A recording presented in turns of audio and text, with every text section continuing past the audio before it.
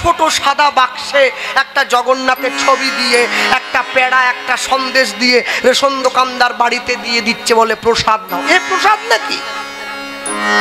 এ প্রসাদ না, এ পেড়া আর গজা খাওয়া, এ প্রসাদ বলে না। রেশন দোকানদার প্রসাদের মাহাত্ম্য জানে নাকি? জানে না, আমি বলবো না, সবাই জানে না। লাট দিয়ে রাখা আছে, একটা গ্রামে 500 বাড়ি আছে, 500 প্যাকেট প্রসাদ, কারো পায়ে লাগছে, হাতে লাগছে, ছুঁড়ে দিচ্ছে, গড়িয়ে দিচ্ছে। প্রসাদ এত সোজা, এত সোজা।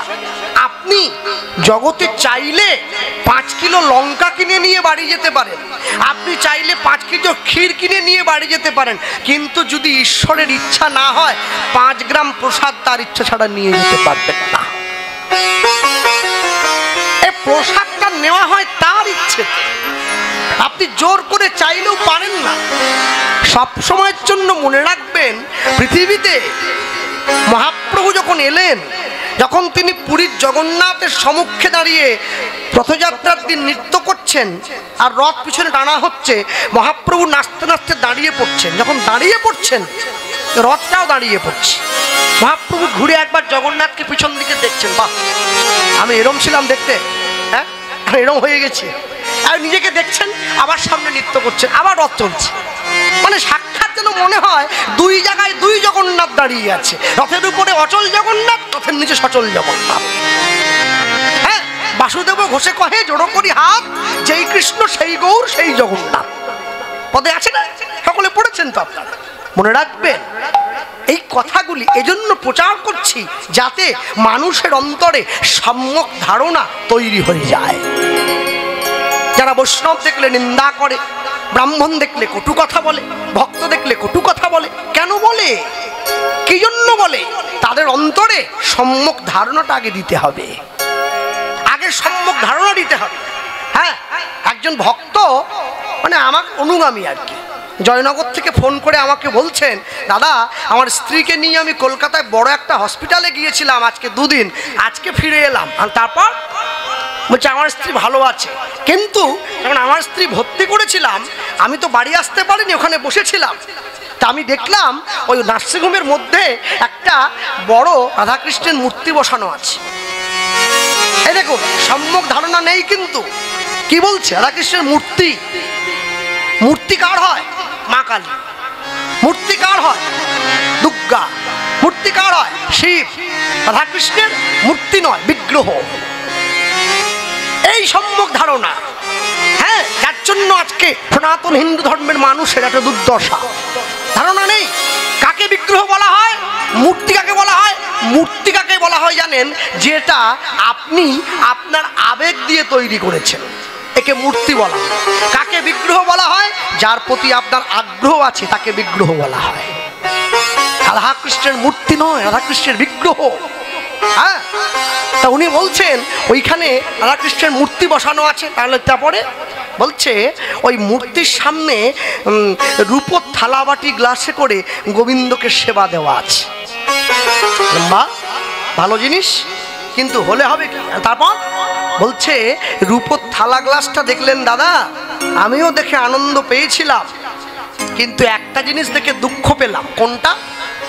বলছে গোবিন্দের থালার সামনে 4টে নকুলদানা দেওয়া আছে। তো পাশাপাশি তো আরো মানুষ ছিল, তো উনি ওনার স্ত্রীকে ছুটি করে নিয়ে বসে ওখানে বসে স্ত্রীকে বলছেন, দেখো গোবিন্দের সামনে রূপোর থালা দেওয়া আছে, কিন্তু থালায় অন্য কিছু না দিয়ে, এত বড় হসপিটালের মালিক, সে তো ভালো কিছু দিতে পারত, 4টে নকুলদানা দিয়ে দিয়েছে। তো ওনার পাশে একজন বসেছিল, তিনি ওনাকে জিজ্ঞাসা করছে, কেন বিরিয়ানি দিলে ভালো হতো? একে বলে বাঙালি। বুঝেছেন? সম্যক ধারণা নেই। একটা মুসলিম টুপি পরে যাচ্ছে, আরেকটা মুসলিম তাকে দেখে কোনোদিন অপমান করে কি? করে না। একটা বাঙালি গোবিন্দ সেবার কথা বলছে, আরেকটা বাঙালি তার পাশে বসে ফাজিলের মতো টোন কাটছে, বিরিয়ানি দিলে ভালো হতো। আমি এই জন্যই কথাটা বললাম, আগে নিজেকে চিনতে শিখতে হবে।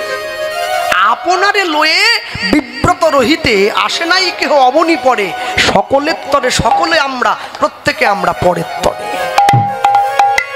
এই যে তিলক দেওয়া হয়েছে না, এটা শুধুমাত্র কৃষ্ণ ভক্তি গৌর ভক্তির পরিচয় নয়, এটা দেশ ভক্তির পরিচয়। তাহলে আপনারা বলুন, যারা কপালে তিলক দেয় নাই তারা কি দেশভক্তি করে না? আমি একবার সে কথা বলিনি। কিন্তু যখন ছেলে যুদ্ধে যায়, মা তার কপালে দেশের মাটি নিয়ে তিলক দিয়ে দেয়, যা জয়ী হয়ে যায়। যারা সবসময় কপালে তিলক দেয় তারা তো জয়ী হয়েই আছে, নতুন করে দেওয়ার দরকার কি? হ্যাঁ, সংসারের মধ্যে যত নিজেকে ডুবিয়ে ফেলবেন সংসার তত আপনাকে নিচের দিকে টেনে ধরবে, আর যত সংসারের মধ্যে নিজেকে না রাখতে চাইবেন তত সংসার থেকে আপনি আরো ভালো ফল পাবেন। হ্যাঁ, এমন ভাবে বন্ধুত্ব করবেন, এমন ভাবে হাত ধরবেন যেন কোনো অবস্থাতেই কোনোভাবেই হাত ছেড়ে দিতে না হয়। একটা লোক কুয়োতে পড়ে গেছে, ওপর দিয়ে আরেকটা লোক যাচ্ছে, নিচের লোকটা ওপরের লোকটাকে বলছে, বন্ধু আমায় একটু বাঁচা, আমি পড়ে গেছি। ওপরের লোকটা বলছে, আমার তো একটাই পোশাক, আমি জলে নামলে আমার পোশাকটা ভিজে যাবে না? নিচের লোকটা বলছে, তুই তোর পোশাকটা খুলে দিয়ে আয়, দেখ আমার পোশাকটা ওপরে আছে, আমরা একসঙ্গে উঠবো, এখানে তো কেউ নেই, তারপর যে যার পোশাক পরে বাড়ি চলে যাব। ওপরের লোকটা পোশাকটা খুলে কুয়োর পাড়ে রেখে ওই নিচের বন্ধুকে বাঁচাবার জন্য নেমেছে, আর যখনই নেমেছে ওই নিচের লোকটা যে নামলো ওর কাঁধে পা দিয়ে ওপরে এসে গেছে। এবার যে ওকে বাঁচাবার জন্য নেমেছিল সে বলছে, বন্ধু এবার তো আমায় তুই বাঁচা। বলে, আর দরকার নেই, আর দরকার। হ্যাঁ, তখন নিচের লোকটা বলছে, তুই তাহলে কি পরে বাড়ি যাবি? বলে, কেন, তোর পোশাকটা তো রাখা আছে, তুই যে আগে কুয়োতে নেমেছিলি তোর তো রাখা আছে, আমি ওটা পরেই চলে যাব। যে লোকটা কুয়োতে পড়েছিল ওর নাম হচ্ছে মিথ্যা, যে ওপর দিয়ে যাচ্ছিল হেঁটে ওর নাম সত্য। মিথ্যার ডাকে ভুলে গিয়ে সত্য মিথ্যাকে বাঁচাবার জন্য কুয়োতে নামলো। মিথ্যা কি করলো? সত্যর ঘাড়ে পা দিয়ে কুয়োর বাইরে এসে গেল। এবার পোশাক তো ভিজে গেছে, কুয়োর ওপরে সত্যের পোশাকটা খোলা ছিল, মিথ্যা সত্যের পোশাকটা গায়ে জড়িয়ে ঘুরে বেড়াচ্ছে। মানুষ মিথ্যাটাকে সত্য বলে বরণ করে নিচ্ছে, এটা কলিযুগের অবস্থা। চলে যাওয়ার জায়গা কোথাও নেই, আপনাকে যেতেই হবে। আমি একটা কথাই বলবো, এত ভক্তের এত মানুষের ভিড় হয়েছে, সকলের বসার জায়গা হচ্ছে না, তবুও আমি বলবো তারা দাঁড়িয়ে আছেন, যেটুকু সময় থাকবেন আমি পরিষ্কার বলে গেলাম, নাম করবেন। খেতে বসে করবেন, ঘুমোতে গিয়ে করবেন, বাথরুমে গিয়ে করবেন, স্নান করতে গিয়ে করবেন, বিয়ে বাড়িতে গিয়ে করবেন, শ্রাদ্ধ বাড়িতে গিয়ে করবেন, অন্নপ্রাশন ঘরে গিয়ে করুন, নাম করুন। না, আপনারা এত সুন্দর হরিবাসর তৈরি করেছেন। সোনারপুর থানায় এর আগেও আমি গিয়েছি, আপনাদের সঙ্গে অনেক জায়গাতে সাক্ষাৎ হয়েছে, সব জায়গাতেই ভক্ত কম বেশি ভালোই। তা দয়া করে হরিবাসরের পরিবেশ রক্ষা করবেন, এটা আমি কমিটির উদ্দেশ্যে বললাম। পরিবেশ নষ্ট যেন না হয়। হ্যাঁ, হরিবাসরকে কেন্দ্র করে দোকানপাট বসুক, আমারও আনন্দ, কিন্তু যদি মাছ মাংস ডিমটা বাদ দিয়ে দোকান বসানো যায়, এতে গ্রামেরও কল্যাণ, হরিবাসরেরও কল্যাণ। একটু লক্ষ্য রাখবেন আগামী বছর থেকে। চাউমিন হোক না, রোল হোক না, মোমো হোক না, বলছে কে? নিরামিষ করবেন। 7টা দিনের তো ব্যাপার, কেটে গেলে আবার তো খাবো।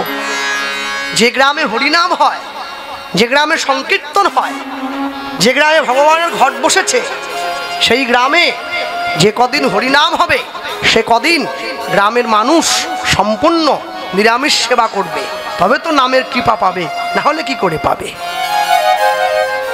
নাম খুব বলবান, কিন্তু কৃপাটা নিয়ে নিতে হবে। যে খেলোয়াড় ভালো খেলে তাকে আপনি 10 নম্বরে ব্যাটিং করতে নামালে হবে না। সচিন তেন্ডুলকরকে দিয়ে কি শেষে ব্যাটিং করানো হয়? প্রথমে করাতে হয়। বেশি ওভার হাতে পেলে তবে তো রানটা ভালো করে করে। তাহলে সময় থেকে নাম আশ্রয় করলে, নামের প্রতি যত্নশীল হলে তবে নামের ক্রিয়া হয়। শেষ জীবনে বুড়ো বয়সে গিয়ে নামের আশ্রয় গেলে নামের কৃপা হবে কি করে? ততক্ষণ তো নাম ছেড়ে গেছে। হ্যাঁ, বাল্য যৌবন ভজনের কাল, আর সারা জীবন দেখো অনেক জঞ্জাল। ভক্তমাল গ্রন্থে হ্যাঁ এই কথা বলেছেন প্রহ্লাদ মহারাজ তার বন্ধুদেরকে, যে বাল্য পৌগণ্ডই হচ্ছে ভজনের সময়, বৃদ্ধ বয়সে আর ভজন হবে না। চলো অনেক কথা বলার আছে, বলতে গিয়ে যা বলার এই স্থানে দাঁড়িয়ে। আচ্ছা, বাংলায় একটা কথা আছে, সকলে জানেন আপনারা, মুচি হয়ে সূচি হয় যদি কৃষ্ণ ভজে, সূচি হয়ে মুচি হয় যদি কৃষ্ণ ত্যাগ। আচ্ছা, এই কথার যদি অর্থ আমরা বের করে আনি তাহলে পরিষ্কার বাংলায় বোঝা যায়, যদি কেউ মুচি ঘরের ছেলে হয়, সে যদি কৃষ্ণ ভজন করে তাহলে চট করে বামুন হয়ে পড়ে না, তা কিন্তু হবে না। মুচি মুচিই থাকে। আর যে ব্রাহ্মণ, সে কোনোদিন মুচি হবে না কৃষ্ণ ভজন যদি নাও করে। তাহলে কথার অর্থ কি? মুচি হয়ে সূচি হয় যদি কৃষ্ণ ভজে। কেউ যদি কৃষ্ণ ভজন করে, এই অর্থে সূচি মানে পবিত্র, সে কৃষ্ণ ভজনের অধিকারটা পেয়ে যাবে। আর কেউ যদি ব্রাহ্মণ ঘরে জন্ম নিয়ে কৃষ্ণ ভজন না করে, তাহলে কিন্তু সে ব্রাহ্মণ থাকবে, অধিকারটা হারিয়ে যাবে, সূচি থেকে অপবিত্র জায়গায় নেমে আসবে। এখন আপনারা বলুন, কে পবিত্র হচ্ছে কে অপবিত্র হচ্ছে চোখে দেখা দেখবো কি করে? দেখবেন যারা নিরামিষ খায়, যারা প্রসাদ পায়, তাদের নাকে পেঁয়াজের গন্ধ কেমন লাগে? খুব কটু। কিন্তু যে পেঁয়াজ খায় তার নাকে কিন্তু ভালো লাগে। ওই যে প্রসাদ পায় তার নাকে পেঁয়াজের গন্ধ যেরকম, ওই মুচি থেকে সূচি হয়ে যাওয়া ঠিক ওই জিনিসটা। এটা অনুভব দিয়ে বুঝতে হয়। এগুলো খাতায় লেখে জোর করে বলে বোঝাবার জিনিস নয়, অনুভব দিতে হয়। হ্যাঁ, চলো এই কথা বলতে গিয়ে আমরা শুনছি পরম কৃষ্ণ ভক্ত বৈষ্ণব, কৃষ্ণ অনুরাগী, ভগবান কৃষ্ণ একনিষ্ঠ সেবক শ্রীপাদ প্রেমানন্দের জীবনী কথা। আমি শুনতে গিয়ে একটুখানি বলে রাখি আপনাদের আসতে। প্রেমানন্দের বাড়ি ছিল বর্তমান কাশীধামের মেধাগ্রাম বলে একটা জায়গায়। প্রেমানন্দের বাবার নাম হচ্ছে হরিদাস, মায়ের নাম সুদেবী। প্রেমানন্দের বাবা হরিদাস ইনি পণ্ডিত ব্যক্তি ছিলেন, কাশীর পণ্ডিত।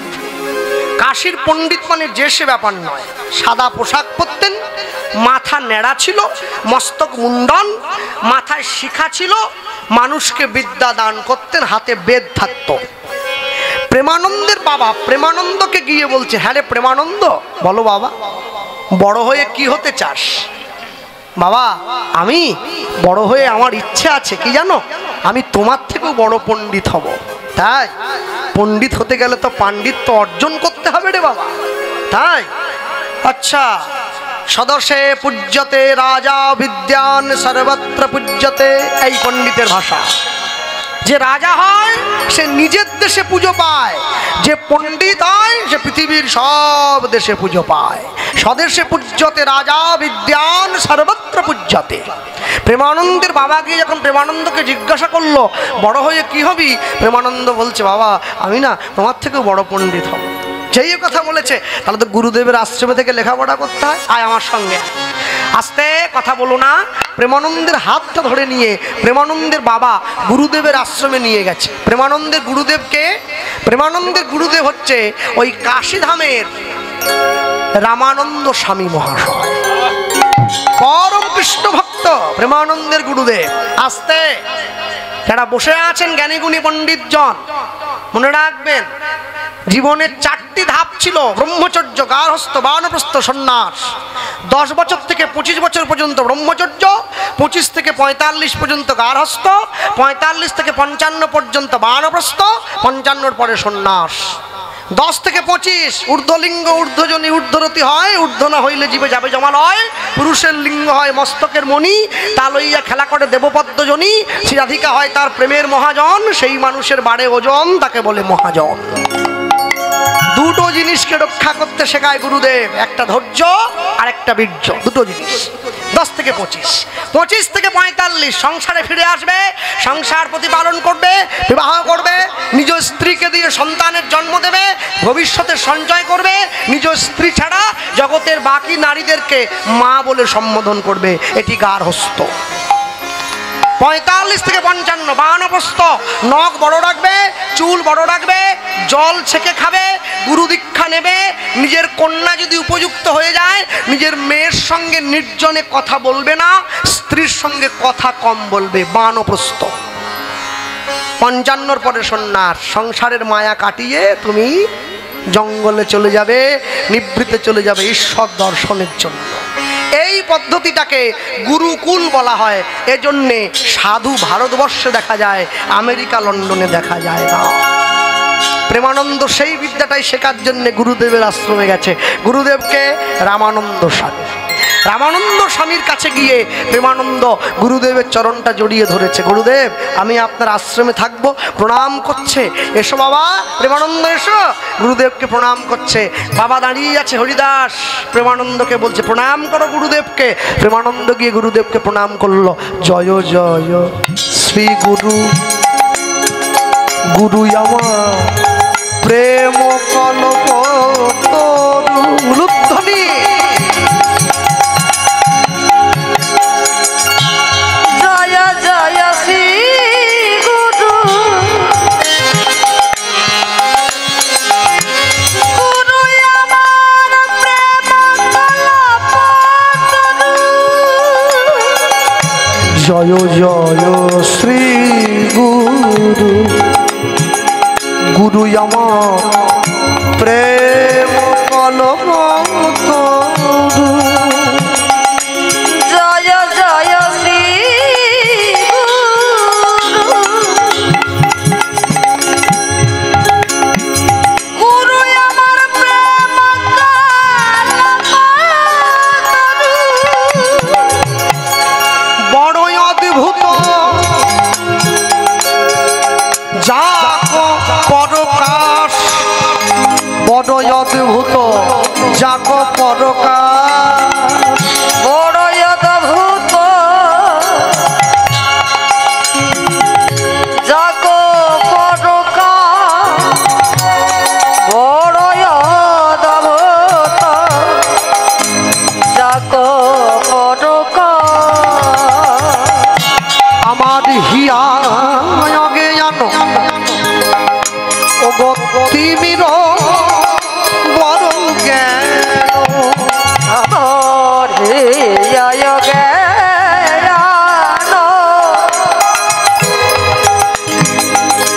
তিমির বড় জ্ঞান।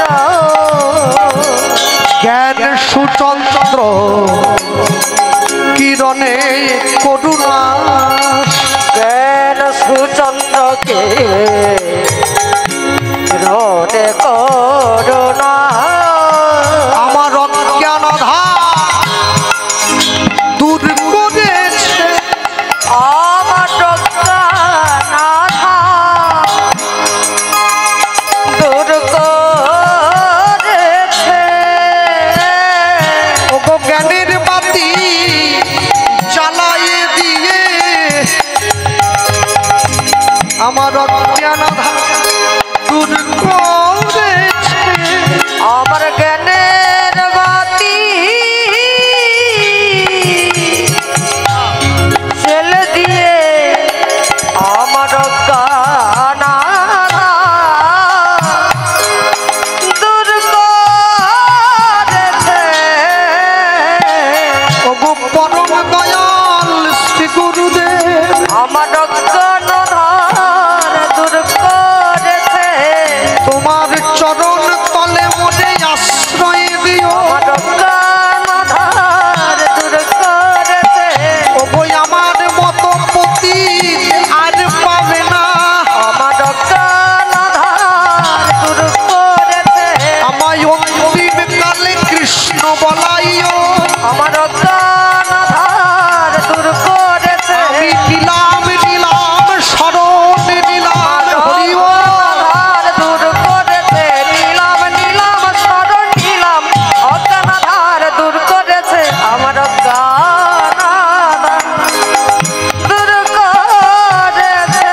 জ্ঞান সুচন্দ্র কিরণে করুণা, জ্ঞান সুচন্দ্র কিরণে করুণা। গুরু ব্রহ্মা গুরু বিষ্ণু গুরু বিষ্ণু গুরুদেব মহেশ্বর, মহেশ্বর গুরুরেব পরম ব্রহ্ম পরম ব্রহ্ম তস্मै শ্রী তস্मै শ্রী গুরবে নমঃ। তস্ময় শ্রী গুরবে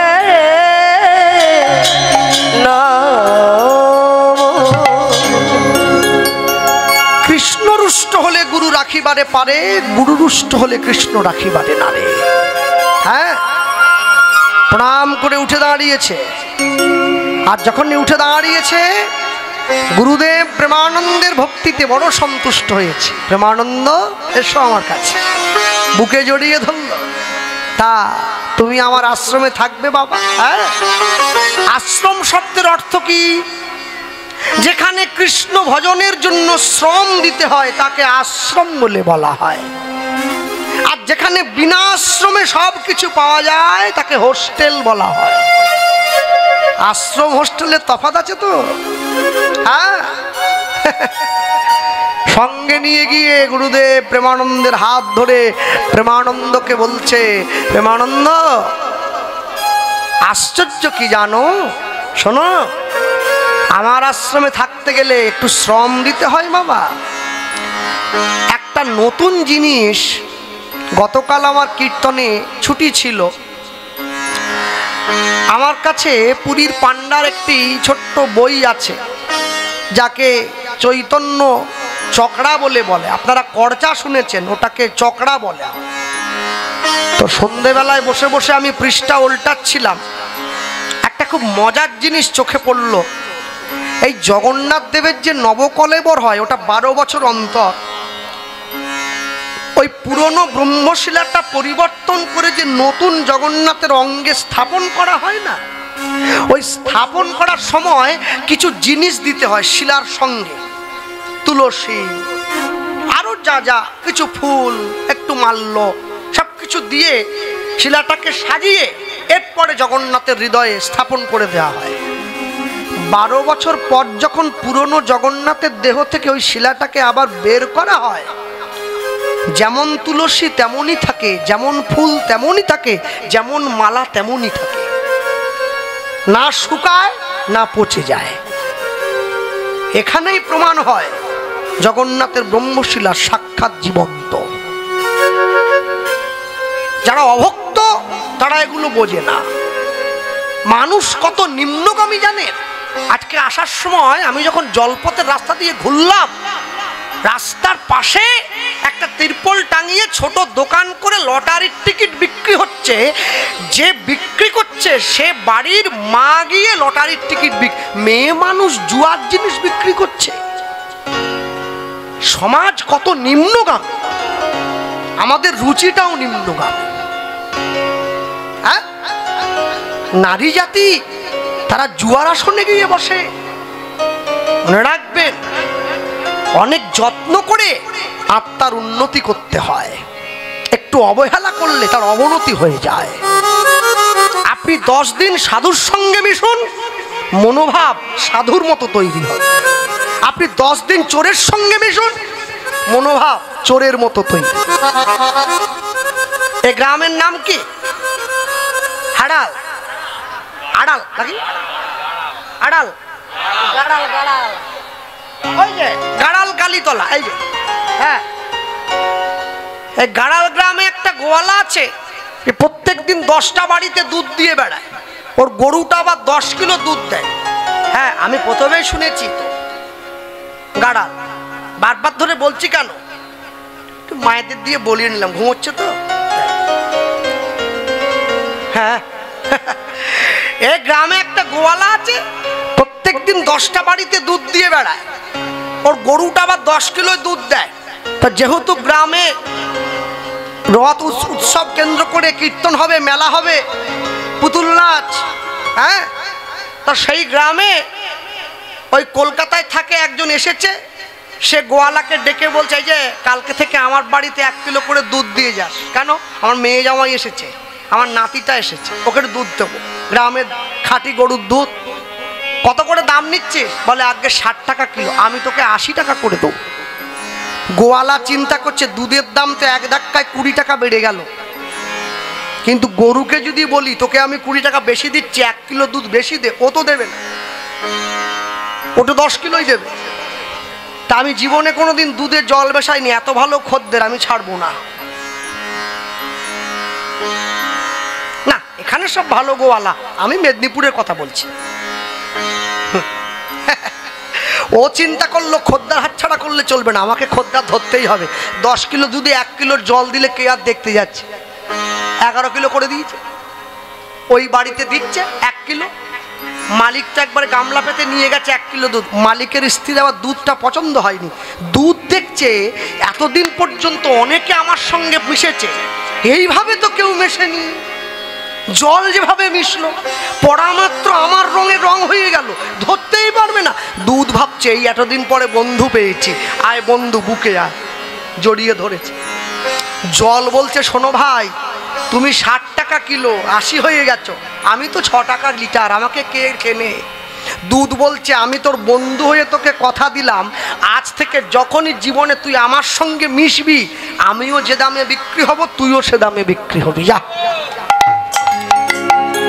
দুধের দামও 80 টাকা, জলের দামও 80 টাকা, জল মেশানো দুধ তো 100 টাকা দাম। কে আটকাচ্ছে? মালিকের স্ত্রী ভাবছে ঠিকই আছে, কিন্তু জল মেশানো দুধটা পাতলা মনে হচ্ছে, নাতিটাকে পাতলা দুধ খাওয়াবো। উনুনে বসিয়ে একটু আঁচটাকে ঢিমে করে দিয়েছে, একটু কম আঁচে ফোটালে জলটা উড়ে যাবে, দুধটা ঘন হয়ে নিচে বসবে, তবে তো খাওয়াবো। যখনই উনুনে বসিয়ে আঁচটা কমিয়ে দুধটা ফোটাচ্ছে, জলটা উড়ে যাচ্ছে, দুধ ভাবছে আমার বন্ধুত্ব নষ্ট হয়ে গেল, সর্বনাশ। কি হবে? এইবারে উতলে উঠে আগুনটাকে নিভিয়ে দেওয়ার চেষ্টা করছে। মালিকের স্ত্রী দেখছে আসল জিনিসে যদি চলে যায় নাতির মুখে দেব, আবার মগে করে জল নিয়ে আবার উনুনে।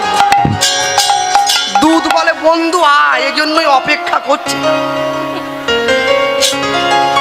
জীবনে এমন বন্ধুত্ব করতে হবে না যে কোনোদিনের জন্য আপনাকে ছেড়ে না যায়। হরি বল, হরি বল। হ্যাঁ, গোবিন্দকে বন্ধু করবেন, কোনোদিন সুখে দুঃখে সম্পদে বিপদে কোনো দিনের জন্যে সে আপনাকে ছেড়ে কোনো দিনের জন্যে যায় না। হ্যাঁ, আমার স্ত্রীকে মাঝে মাঝে বলি একটু হরিনাম করো, করতাল বাজিয়ে করে, না বলে না, মুখের ওপর তো বলবে না, কিন্তু করে। করার পরে মুখটা ছোট হয়ে, কি গো কীর্তন, আমার মুখের হরিনাম শুনে লোকের মুখে হাসি ফোটে, তোমার মুখে হাসি নেই কেন? বলল ঠিকই আছে, কিন্তু 2 বছর হয়ে যাচ্ছে, হ্যাঁ বছর পার হয়ে যাচ্ছে, তুমি কীর্তন করছো, সবই করছো, এই আবার দুর্গা পুজো এসে যাচ্ছে, একটা জামদানি কি আমদানি হবে না? আরে হরি নামেও জামদানি চিন্তা করছিস, তুই কেমন মানুষ রে? হ্যাঁ, ওরে জামদানি কেড়ে নেবে রে, আমদানি করতে হলে নাম আমদানি কর, ওটা তোর সঙ্গে যাবে। প্রেমানন্দ গুরুদেবের আশ্রমে গুরুদেবকে গিয়ে বলছে গুরুদেব আপনি আমাকে বলুন আমাকে কি পরিশ্রম করতে হবে। এই বাবা রে, তুই তো ছোট ছেলে, ভারী কোনো কাজ না, একটু ভিক্ষা করতে পারিস? ভিক্ষা করবো না, কোনো ব্যাপার, দেন ঝুলিটা দেন। গুরুদেব প্রেমানন্দের হাতে ভিক্ষার ঝুলিটা দিয়ে, এই না ধর। যেই ভিক্ষার ঝুলিটা দিয়ে দিয়েছে, প্রেমানন্দ বের হয়ে চলে যাচ্ছে। গুরুদেব বললেন দাঁড়া, কোথায় যাচ্ছিস? আমি ভিক্ষা করতে যাচ্ছি। না না না, ভিক্ষা করতে গেলে তো হবে না। ওরে প্রেমানন্দ, আমার আশ্রমে ভিক্ষার একটা নিয়ম আছে রে। ভিক্ষার আবার নিয়ম হবে না? কি নিয়ম? শোন, প্রত্যেক দিন 21টা করে বাড়িতে যাবি, প্রত্যেকটা বাড়ির থেকে 1 মুঠো করে নিবি, একটু বেশিও না একটু কমও না। 21টা বাড়ির থেকে 21 মুঠো চাল ডাল ভিক্ষা করে এনে তুই আমার হাতে দিবি, আমি রান্না করে গোবিন্দর সেবা দেব, গুরু শিষ্যতে প্রসাদ পাবো। গুরুদেবের কথা শুনতে হবে তো। প্রেমানন্দ ভিক্ষার ঝুলিটা হাতে নিয়ে ভিক্ষা করতে চলে যায় গোবিন্দ সেবার জন্য। গুরুদেব শিখিয়ে দিয়েছে 21 মুঠো চাল, আমার শ্রী গোবিন্দের সেবার তরে তোমরা ভিক্ষা দাও। উলুধ্বনি, আমার শ্রী গোবিন্দের সেবার তরে তোমরা ভিক্ষা দাও। আমার শ্রী গোবিন্দের সেবার তরে তোমরা ভিক্ষা দাও। আমার শ্রী গোবিন্দের সেবার তরে তোমরা ভিক্ষা দাও। প্রেম তণ্ডুল দিয়ে তোমরা জন্মের মতো কিনে ল প্রেম মতন দিয়ে তোমরা আমায় জন্মের মতো কিনে শ্রী গোবিন্দের সেবার তরে তোমরা ভিক্ষা দাও। হরি বল। শ্রী গোবিন্দের সেবার তরে তোমরা ভিক্ষা দাও। আমার শ্রী গোবিন্দের সেবার তরে তোমরা ভিক্ষা দাও। এই জগন্নাথের ছবির উপরে যে মহাদেবের ছবিটা দিয়েছেন না, এটা এইভাবে দেওয়া যাবে না কিন্তু। হ্যাঁ, মহাদেবের ছবি একটা পাশে দিতে হবে, ভগবানের মাথার উপরে কারোর ছবি দেওয়া যাবে। জগন্নাথ দেব সাক্ষাৎ ভগবান। হ্যাঁ, সরিয়ে দেবে। নিজের তরে চাই না আমি, চাই যে তারি লাগে। আর নিজের লাগে চাই না আমি, আর চাই যে আমি তারি লাগি। নিজের তরে চাই না আমি, চাই যে প্রভুর সেবা লাগে। আর নিজের লাগে চাই না আমি, চাই যে প্রভুর সেবা লাগি। বড় কাঙাল তাই বারে বার, বড় কাঙাল তাই বারে বার, বড় কাঙাল তাই বারে বার তোমাদের দ্বারে আসে। আর বড়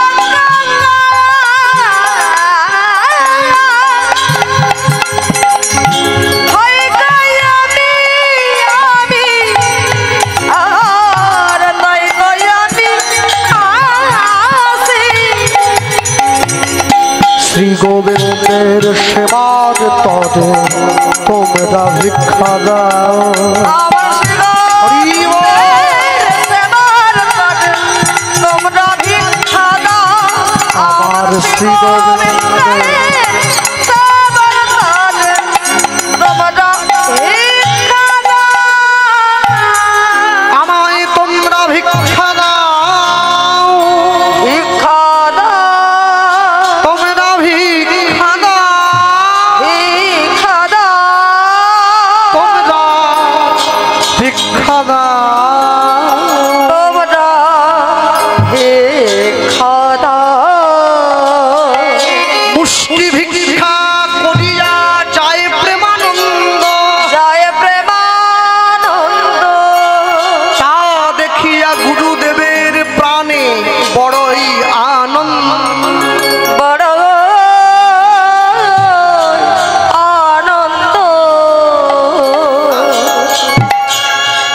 যারা রাসলীলা কীর্তন শোনার জন্য অধীর আগ্রহে কীর্তন শুনতে যান, এই চর্চা তো আমাদের মধ্যে নেই। এটা গোপী গীতের একটা অংশ।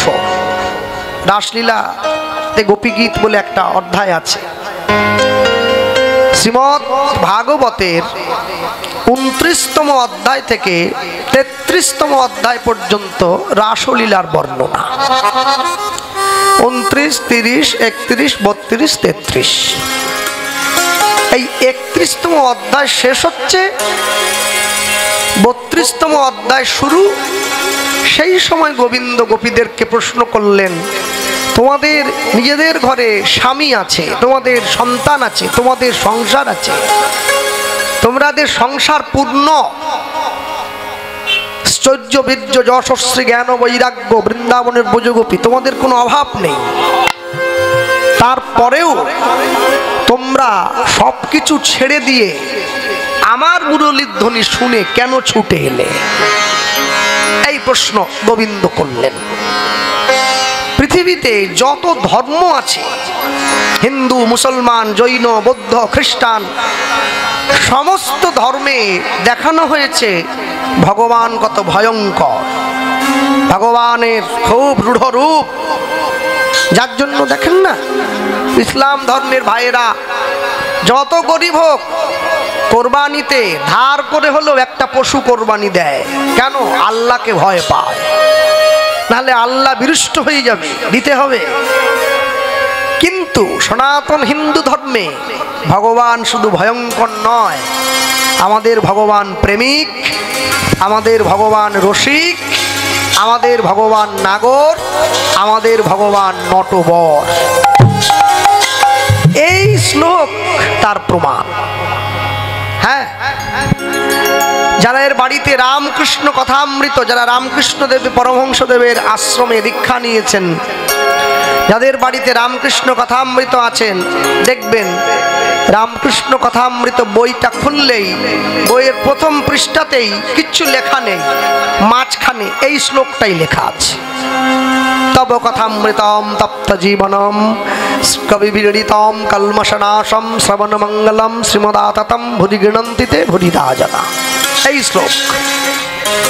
আচ্ছা, গোপীগণ বলছেন আমরা কৃষ্ণকে না পেলে মরে যাব, আমরা কৃষ্ণকে দেখতে না পেলে প্রাণে বাঁচবো না, আমরা কৃষ্ণহারা বৃন্দাবনে কি নিয়ে বাঁচবো, আমরা কৃষ্ণকে না দেখে থাকতে পারি না, অতএব আমরা প্রাণে মরে যেতে চাই। মরতেও ছুটে যাচ্ছে কেন? শুধু কৃষ্ণ ভালোবেসে।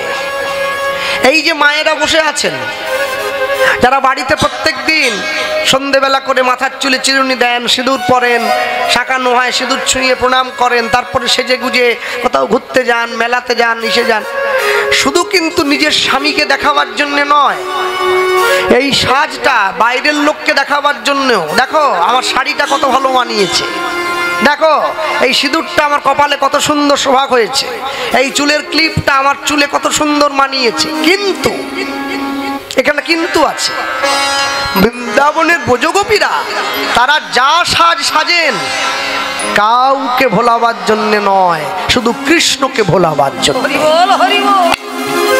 এটাই হচ্ছে আমাদের সাথে ব্রজগোপীদের সাজের তফাৎ। কৃষ্ণ ভালোবেসে চোখে আলতা পরে নিচ্ছে, পায়ে কাজল দিয়ে দিচ্ছে, এটা কৃষ্ণকে দেখাবার জন্য, যে সারা জীবন তো আলতা পায়েই পড়লাম, আজ একটু চোখে পরে দেখি তো কৃষ্ণের ভালো লাগে নাকি। সারা জীবন তো কাজল চোখেই দিলাম, আজ একটু পায়ে দিয়ে দেখি মানায় কিনা। এটা কৃষ্ণ ভালোবাসার বহিঃপ্রকাশ। হ্যাঁ, ভালোবাসা, ভালোবাসো শুধুই তাকে, ভালোবাসায় ভালোবাসা দিয়া বেঁধে যে রাখে। এ কথা টোটোর আগের দিকে লেখা, মেশিন ভ্যানের আগের দিকে লেখা, অটোর আগের দিকে লেখা, কিন্তু যারা লিখেছে তারা এ কথার তাৎপর্য জানে না, তাই লিখে দিয়েছে। যদি জানতো তাহলে লিখতো না। এখন যখনই সখীগণ এই কথা বলছেন যে কৃষ্ণ তোমাকে না পেলে আমরা প্রাণে মরে যাব, কৃষ্ণ কি বলছেন? এই রসিক ভগবান। আচ্ছা, এই যে বারবার ধরে তোমরা বলছো মরে যাও, মরে যাব, মরে যাব, মরে যাব, আরে আগে মরে তো যাও, তারপর তো দেখি কেমন ভালোবাসো। মরলেই তো না, শুধু মরে যাব মরে যাব বলছো। আগে মরো, আগে জলে ঝাঁপ দাও, আগে আগুনে ঝাঁপ দাও, তারপর তো বুঝবো তোমরা আমার ভালোবাসো। তখন গোপীগণ বলছেন কেন মরিনি জানো? মরে যেতাম, কেন মরিনি? এইবারে বললেন তব কথামৃতম, তোমার কথা রূপী অমৃত আমাদের মরতে দেয় নাই। এই বলছি, এতদিন বেঁচে থাকার কথা ছিল না, কবেই মরে যেতাম, কিন্তু যেদিন থেকে কৃষ্ণ কথারূপী অমৃত আমরা পেলাম, আর মরার কথা ভাবি না। যদি কখনো মরি তোমার নাম নিয়ে যেন মরে যেতে পারি। এই প্রথম কথা বললেন ব্রজগোপীগণ। এরপরে বললেন তপ্ত জীবনম। তপ্ত মানে কি? তপ্ত মানে হচ্ছে গরম, জীবন মানে কি? প্রাণ। তাহলে গরম প্রাণ, এ কথাটা কেমন উদ্ভট হয়ে গেল না? হ্যাঁ, আচ্ছা ঠিক আছে, জলের এক নাম জীবন, তাহলে তপ্ত মানে গরম, জীবন মানে জল, তাহলে গরম জল, এ তো আরো উদ্ভট হয়ে গেল। এই জন্যে মানুষে বলে, আগেকার দিনের মহাজনরা বলতেন, ভাগবত পড়ো গিয়া বৈষ্ণবের স্থানে। তুমি চায়ের দোকানে গিয়ে ভাগবত পড়লে ভাগবতের উল্টো পাল্টা মানে বেরিয়ে আসবে। শুধু ভাগবত পড়লে হবে না, মাঝে মাঝে একটু ভাগবতের টিকাগুলোও পড়তে হবে। বিশ্বনাথ চক্রবর্তীবাদ লিখেছেন, হ্যাঁ, মাঝে মাঝে একটু ক্রমসন্দর্ভ খুলে দেখতে হয়, তবে তো অনুভব হয়।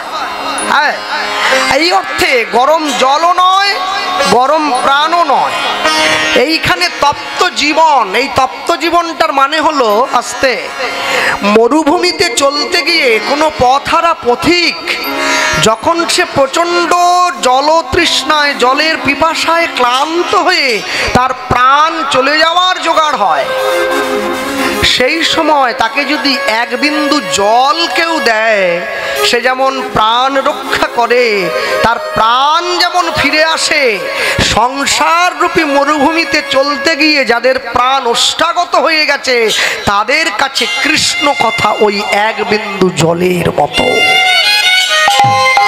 ওই এক বিন্দু জল গ্রহণ করে তারা সংসার রূপী মরুভূমিতে প্রাণ ফিরে পায়।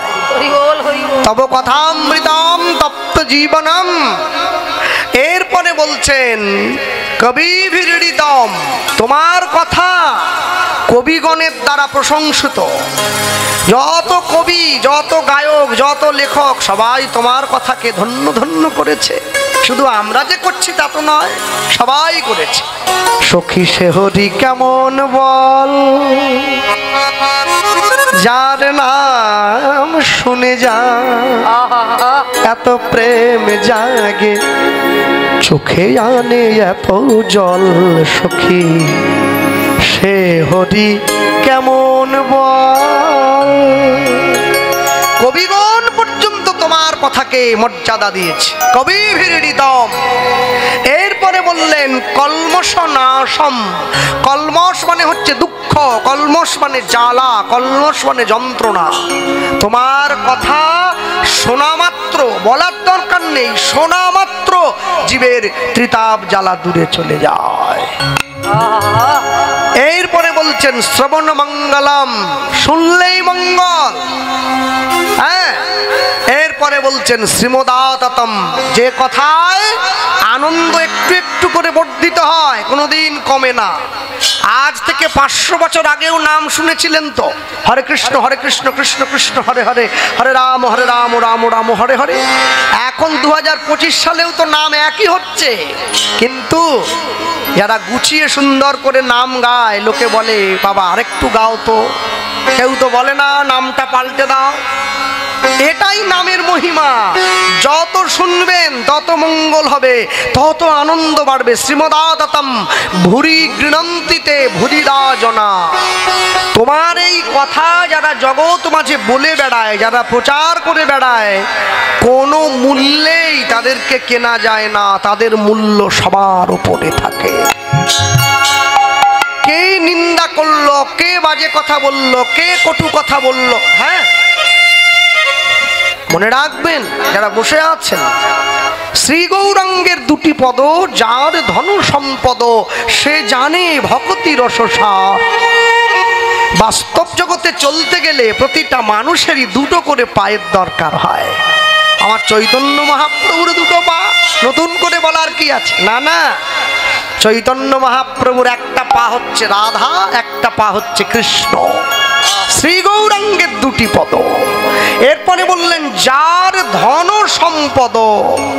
ধন সম্পদ বেশি থাকলে সমাজে যেমন সম্মান পাওয়া যায়, উঁচু স্থানে ওঠা যায়, গৌরাঙ্গের চরণটা সার করলেও ভক্তির জগতে অনেক ঊর্ধ্বে উঠে যাওয়া যায়।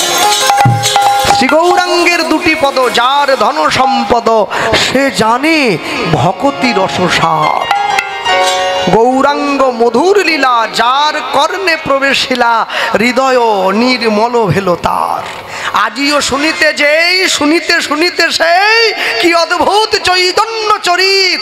কৃষ্ণে উপজীবে প্রীত, বাড়িবে রসের হিত, শুনিলেই বড় হবে হিত। সবাই যে বুঝবে তা তো নয়, শুনে যেতে হবে, শুনতে থাকুন।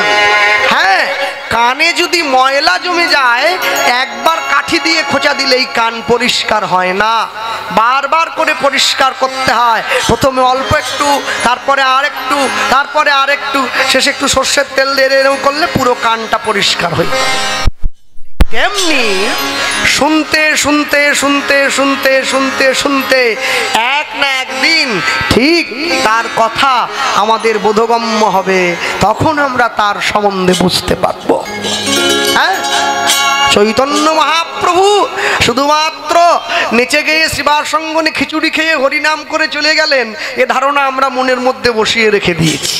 বিরাট বড় পণ্ডিত ছিলেন, হ্যাঁ বিরাট বড় পণ্ডিত। শঙ্করাচার্যের অদ্বৈতবাদ, মধ্যাচার্যের দ্বৈতবাদ, এই দুটোর মধ্যে থেকে মহাপ্রভু আরেকটা নতুন দর্শনের রচনা করেছিলেন, যার নাম হচ্ছে অচিন্ত ভেদাভেদবাদ, যাতে অল্প পরিশ্রমে কৃষ্ণ পাওয়া যায়। হ্যাঁ, আমি বুঝতে পারছি একটু বুঝতে অসুবিধে হচ্ছে, কিন্তু শুরুতেই বললাম কথাগুলোর প্রচার তো বড় দরকার। সব সময়ের জন্য মনে রাখবেন, জগন্নাথ দেবের রথযাত্রাকে কেন্দ্র করে আপনারা কীর্তন শুনতে বসেছেন। জগন্নাথ দেব তো রথে এসে বসেন, 7 দিনের জন্য মাসি বাড়িতে যান, আবার ঘুরে আসেন। তো জগন্নাথ দেব যে রথে এসে বসেন, এত মানুষে যে রথ টানতে ছুটে যান, কেন যান? লোকে বলে রথের টান দিলে একটু পুণ্য হবে। তো রথের টান দিলে পুণ্য হবে, তো আমাদের দীঘাতে রথ হচ্ছে, ওখানে যান। এবছর শুরু হয়েছে, এটা এই তো সোনারপুরে রথ হয়, টান দিয়ে দেন। পুরীতেই কেন? পুরীতে কি জন্য কেন যায় জানেন? জগন্নাথ দেবের কাছে যারা ছুটে যায়, জগন্নাথ দেব দেখেন যত ভক্তরা ছুটে গেছে সবাইকে দেখছেন, এরা কেউ মানুষ নয়, একটা একটা আয়না। আয়নাতে নিজের মুখটা দেখতে কত ভালো লাগে। যে একটু বেশি সুন্দর হয় সে একটু বেশি বার দেখে, আমার মতো কালো না হলে 2-3 বার দেখে ছেড়ে দিল, একটু সুন্দর হয় বারবার দেখে। জগন্নাথ দেব দেখছে, বাবা আমি দেখতে এত সুন্দর, এত মানুষ ছুটে এসেছে আমায় দেখার জন্য। এই যে আয়না, জগন্নাথ দেব আপনাদের দিকে তাকালেন, আর যখনই আপনাদের চোখের দিকে তিনি তাকাচ্ছেন, তার মুখটা আপনাদের চোখে মুখে ভেসে উঠছে, সে নিজেকে নিজে দর্শন করছে। সে যখন আপনার চোখে তাকে দর্শন করছে, তাকে দর্শনের পুণ্য আপনি এমনিতেই অর্জন করে দিচ্ছেন। এর জন্য জগন্নাথের রথে ছুটে যাওয়া। ঠিক চৈতন্য মহাপ্রভু সে কাজটাই করলেন। শ্রী গৌরাঙ্গের 2টি পদ, যার ধন সম্পদ সে জানে ভকতি রস সার, গৌরাঙ্গ মধুর লীলা যার কর্ণে প্রবেশিলা, হৃদয় নির্মল হেল তার। নির্মল হেল তার। বারবার ধরে যদি মনের আয়নাটায় ময়লা পড়ে যায়, বড় ময়লা জমেছে মনে, সব ঘৃণা ভুলে তোমার আঁচলে মুছে দাও সযতনে। বারবার ধরে যদি মনে ময়লা পড়ে যায়, মনটা পরিষ্কার করতে হয়, তবে তো গৌর গোবিন্দের ছবিটা ভেসে ওঠে। এরপরে বৈষ্ণব মহাজন লিখছেন, মনটাকে পরিষ্কার করার জন্য কি করতে হবে, একদম সহজ ভাষায় লিখলেন কি, যে গৌরাঙ্গে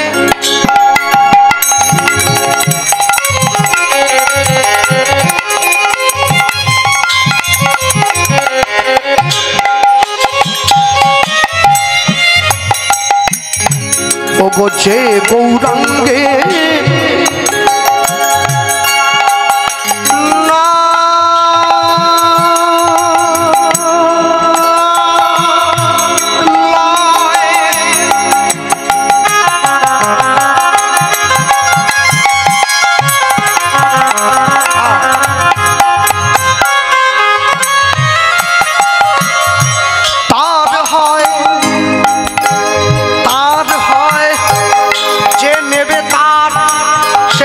হোক চন্ডাল হোক ব্রাহ্মণ হোক, যে নেবে তার তার হয় কৃষ্ণ প্রেমদ উলুধ্বনি। গৌরাঙ্গে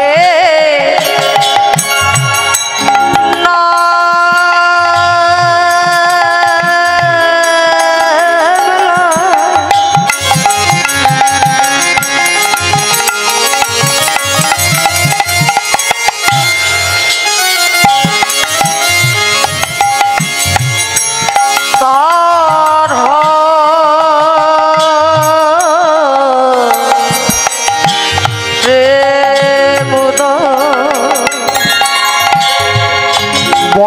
তারে মুই যাও বলিহারি বলিহারি তারে মুই যাও বলিহারি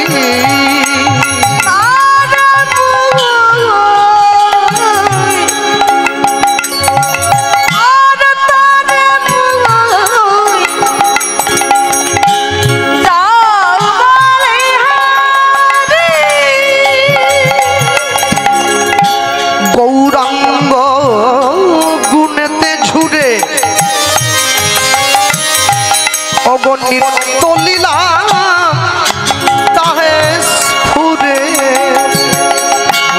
গৌরাঙ্গ লীলাতে ঝুরে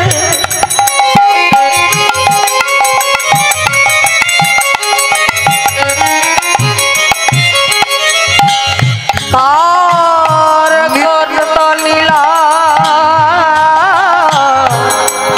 করনে গৌরাঙ্গ গুণেতে ঝুরে অগণিত লীলা তারে তাহে স্ফুরে গৌরাঙ্গ লীলাতে ঝুরে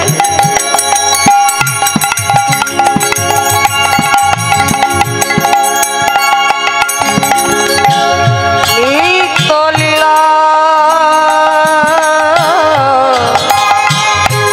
করনে সুরে সেজন ভকতি অধিকার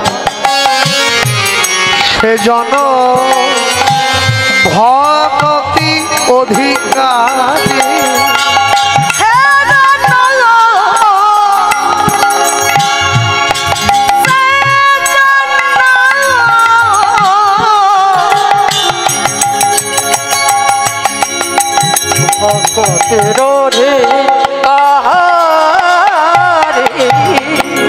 আমার গৌর জানলে সব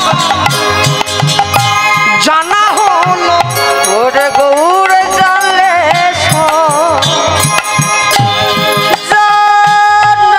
যাবে ও গৌর জানলে সব জানা হলো ওরে গৌর জানলে জানা হবে ও গো শাস্ত্র জানলে যা না হলো আমার গৌর জানলে তাই জানা যাবে বলি শাস্ত্র জানলে যা না হলো গৌর জানলে তাই জানা হলো ওই না শাস্ত্র জানলে ওরে জানা হবে গৌর জানলে জানা যাবে বলি ধর গৌরের চরণ ধর ওরে ধর গৌরের চরণ ধর যদি ভব সিন্ধু পারাপার হইতে চাও মন ধর গৌরের চরণ ধর ওদের আর কোনো গতি নাই ভাই ধর গৌরের চরণ ধর এই সংসার বিষের কূপ হইতে উদ্ধার পাইতে ধর গৌরের চরণ ধর যারা গৌর ভালোবাসে তাদের চরণ ধর ধর গৌরের চরণ ধর বলি অন্তিম কালে হরি বলিবে ধর গৌরের চরণ ধর ভক্তি ভরে চরণ ধর ধর গৌরের চরণ ধর ধর গৌরের চরণ ধর সেজন ভকতি অধিকারী সেজন ভকতি অধিকারী সে জন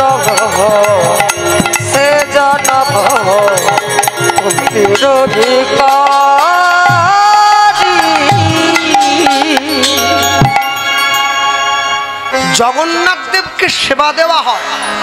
আস্তে জগন্নাথ দেবের লাল লাল কাপড়ে মোড়া যে শুকনো চালগুলো পাওয়া যায় একাদশীর পরের দিন দ্বাদশীর পারণের জন্য, যেগুলো আমরা ব্যবহার করে থাকি, এটাকে নির্মাল্য বলা হয়। কেন? এটা সরস নয়, এটা নিরস, ভেজা নয়, শুকনো, একে নির্মাল্য বলা। জগন্নাথ দেবের মন্দিরে জগন্নাথ দেবকে যে শুকনো প্রসাদগুলো দেওয়া হয়, পিঠে, পেড়া, গজা, শুকনো, একে বলা হয় শুক্কা। যে অন্ন, ব্যঞ্জন, খিচুড়ি এগুলো যে দেওয়া হয়, একে বলে পক্কা। মন্দিরে জগন্নাথ দেবকে কাছে যখন নিয়ে যাওয়া হয় তখন প্রসাদ হয়। যখন সেই প্রসাদ জগন্নাথ দেবের মন্দির থেকে বের করে এনে মা বিমলা মাকে সমর্পণ করা হয়, তখন মহাপ্রসাদ হয়ে যায়। কেন? নাম থেকে নামই বড়, তার চাইতে আমি বড়, আমার চাইতে ভক্ত বড়, ভক্তের চাইতে ভক্তের প্রসাদ বড়। সেই মহাপ্রসাদ বিমলা মাকে সেবা দেওয়ার পরে তিনটি ভাগে ভাগ করা হয়। একটা বিক্রি হয়ে যায় যারা পুজো দিয়েছে তাদের, একটা পাণ্ডাদের সেবার জন্যে, একটা গরিব দুঃখীকে দানের জন্যে, তিন ভাগ। যেটা আনন্দবাজারে গিয়ে আমরা কিনে পাই উড়িষ্যা পুরীতে গেলে, ওটা দানের প্রসাদ। গরিবরা এনে আনন্দবাজারে দান করে বা বিক্রি করে, সেইটা আমরা কিনে পাই। এইটা হচ্ছে প্রসাদের কার্যক্রম। এইভাবে প্রসাদ হয়। হ্যাঁ, নাম ছাড়া কলিযুগের জীবের কোনো গতি নাই। কালো নাস্তে বো নাস্তে নাস্তে বো গতির অন্যথা, গতি নাই, গতি নাই, গতি নাই। নাম করুন, এমন ভাবে নামকে নিজের জিহ্বার অগ্রে বসিয়ে নেবেন, আপনি নামকে ছেড়ে দিলেও নাম যেন আপনাকে ছেড়ে কখনো না যায়।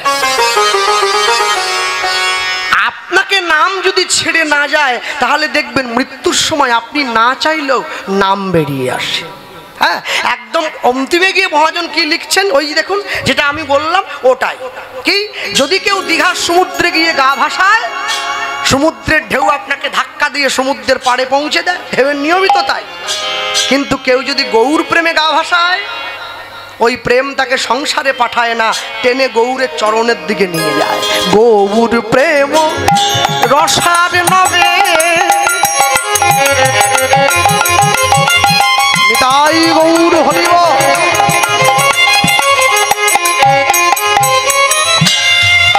সে তরঙ্গে যে বা ডুবে, ওর প্রেম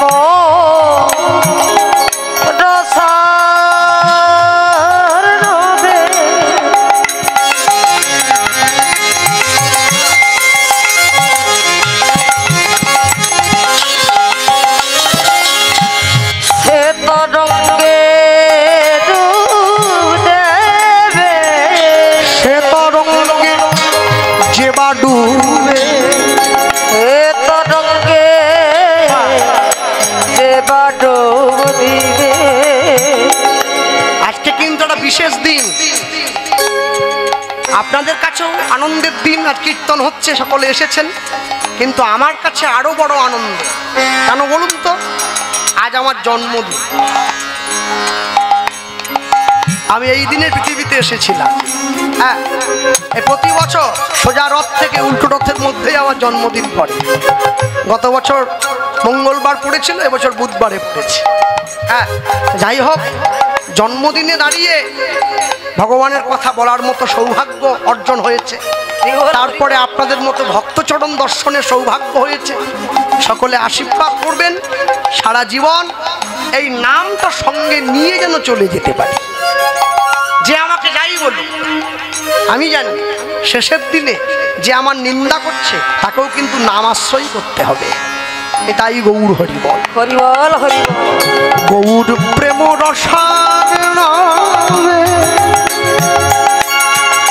সে তরঙ্গে যে বা ডুবে,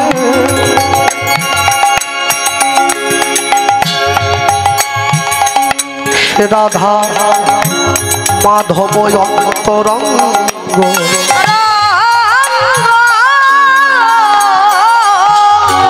সে রাধা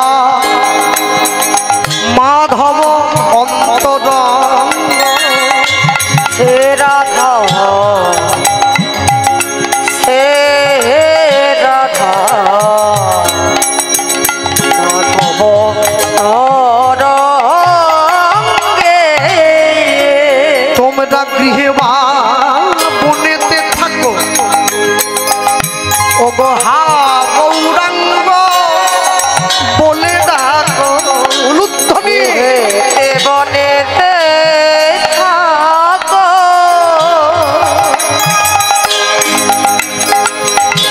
হা গৌরাঙ্গ বলে ডাকো তোমরা গৃহে বা বনেতে থাকো ও গো হা গৌরাঙ্গ বলে ডাকো তোমরা গিরতে বাপনে থাকো হা গৌরাঙ্গ বলে ডাকো ঠাকুর নরোত্তম মাগে তার সঙ্গ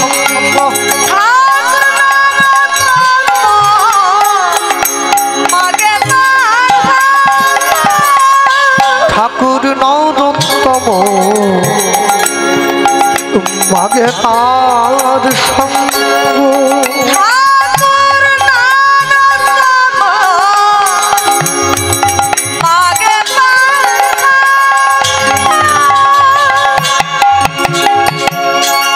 আমি এক মুখে বলতে নারি আমি এক মুখে বলতে নারি আমার গৌর গোবিন্দের লীলা মাধুরী আমি এক মুখে বলিতে নারি আমি যাই রে লীলার বলিহারি আমি এক মুখে বলিতে নারি আমি যতবার বলি ততবার হারি আমি এক মুখে বলিতে নারি আমি এক মুখে বলবো কত আমি এক মুখে বলিতে নারি আমি যদি বা বলি বছর শত এক মুখে বলিতে নারি আমার গৌর গোবিন্দের লীলা মাধুরী আমি এক হরিব। মুখে বলিতে নারি গৌর গোবিন্দের লীলা মাধুরী এক মুখে বলিতে নারি আমি এক মুখে বলিতে নারি ঠাকুর নরোত্তম মাগে তার সঙ্গ ঠাকুর নরোত্তম মাগে তার সঙ্গ। গৌর প্রেম রসার নবে যেবা ডুবে সে তরঙ্গে সে রাধা মাধব অন্তরঙ্গ গৃহে বা বনেতে থাকো হা গৌরাঙ্গ বলে ডাকো বলে ডাকো নরোত্তম মাগে তার সঙ্গ নরতম মাগে তার সঙ্গ। লীলা মাধুর্য প্রবেশের আগে আরেকটা কথা বলে দেই, আর কোনোদিন আশা হোক চাই না হোক